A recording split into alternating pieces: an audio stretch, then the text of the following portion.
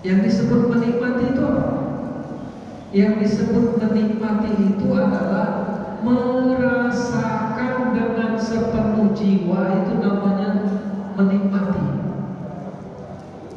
Orang kalau dia bisa menikmati, hidupnya bahagia. Tapi kalau dia tak bisa menikmati, dia nggak bahagia. Misalnya,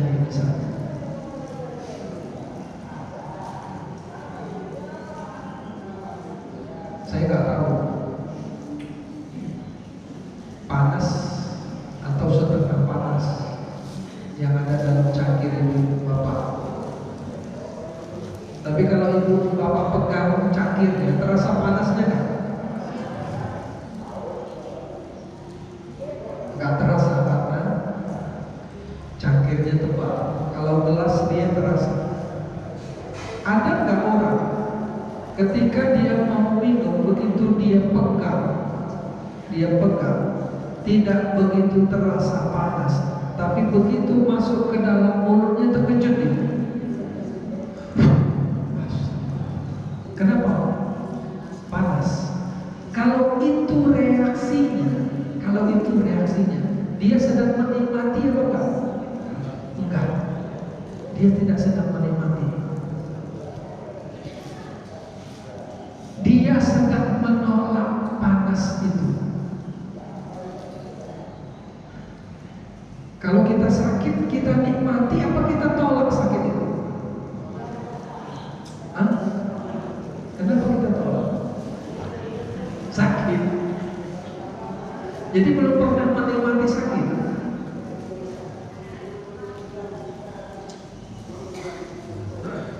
Saya ulang tadi, orang yang tidak pernah menikmati rasa, maka dia tidak akan pernah bahagia. Jadi kalau ada orang sakit ditanya, jawabannya mengeluh, itu berarti dia tidak merasakan rasa itu. Saya mau ngajak Bapak Ibu, tidak bisa orang merasakan kehadiran Allah kalau rasa secara jasmani saja tidak mampu dia rasakan.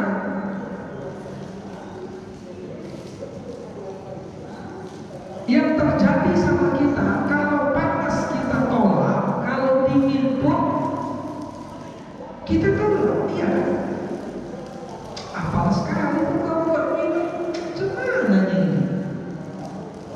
Itu berarti kita tolak itu. Atau kalau diinginkan pun kita tolak. Padahal kalau kita ingin merasakan, harusnya kita nikmati. Maka seharusnya Bapak Ibu, harusnya kalau minum itu, apapun yang dirasakan dari air itu, nikmatilah. Mau rasanya manis, setengah manis, kurang manis, enggak manis, nikmatilah. Saya tanya dulu Bapak-bapak, kalau kopi enggak manis bisa nggak? Bisa. Kemarin kita ke Siantar, tempat edukasi madu. Yang memberikan edukasi itu setelah selesai kita sama-sama minum. Saya pesan minuman, dia pesan minuman. Ada warung lah, satu warung. Saya tanya, minum Bang? Iya. Apa itu Bang? Kopi. Saya ini pecandu kopi. Sehari bisa 7 gelas, 8 gelas kopi. Saya kemudian tanya sama dia, itu ada hubungannya dengan rokok nggak Bang? Kopi ada hubungannya dengan rokok nggak Bang? Iya, katanya saya ini memang penikmat kopi sekaligus rokok. Tapi yang dia bilang sama saya kalau minum itu nggak pakai gula. Saya pernah dengar orang kalau minum kopi tidak pakai gula, manis sama pahit. Pahit lah. Udah hidup ini pahit.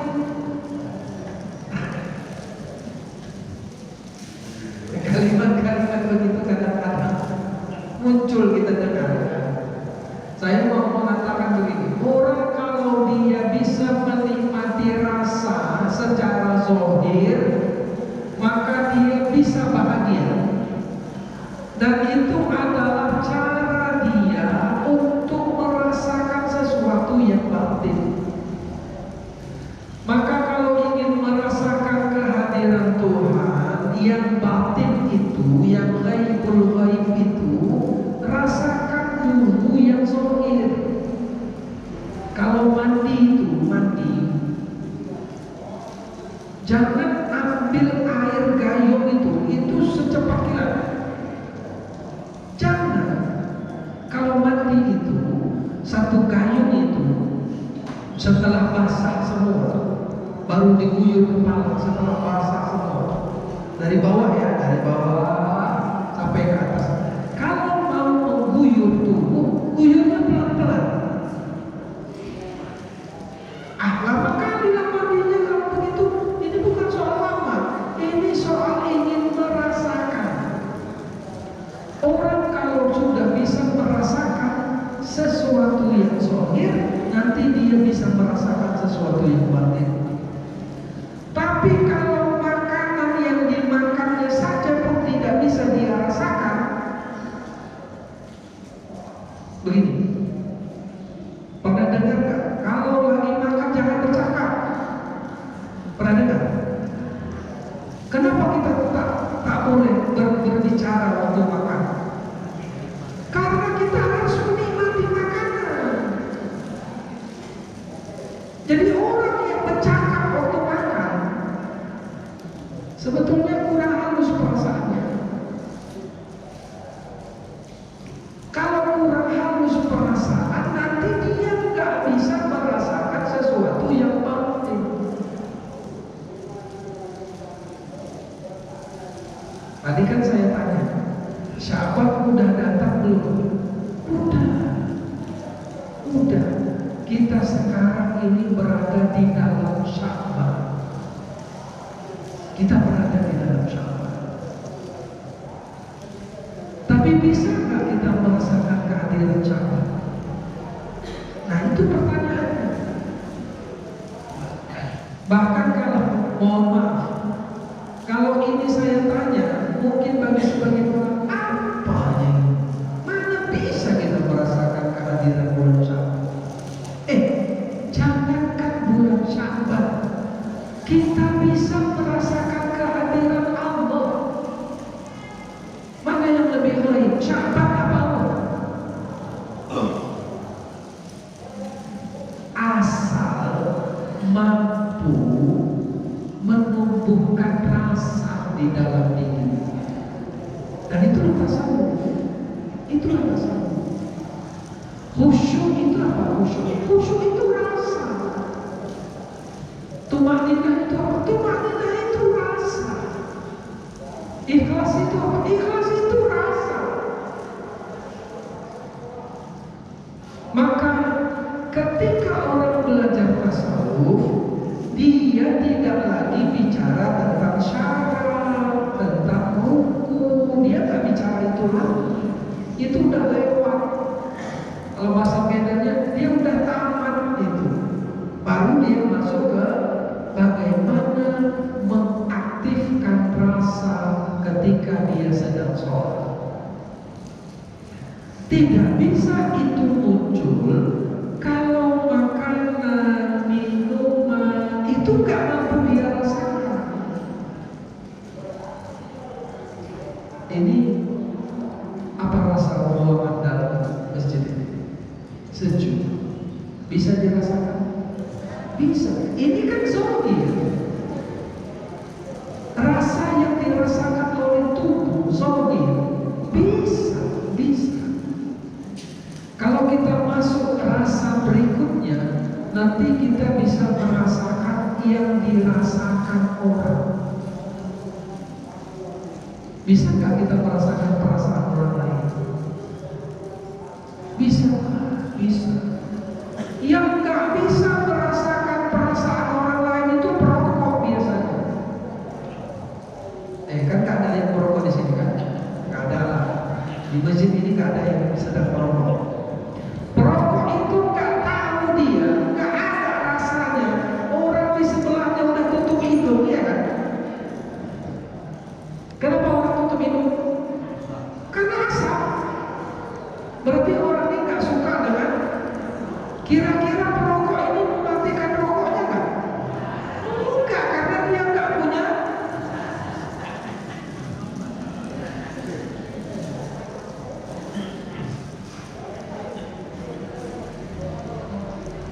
Kalau orang nggak punya perasaan pada manusia, dia nggak bisa merasakan kehadiran Tuhan. Nggak bisa itu. Dia mengabaikan perasaan kepada orang lain. Karena ada orang yang sengaja tutup hidung di depan orang merokok, bahkan sengaja dia pura-pura batuk. Supaya apa? Supaya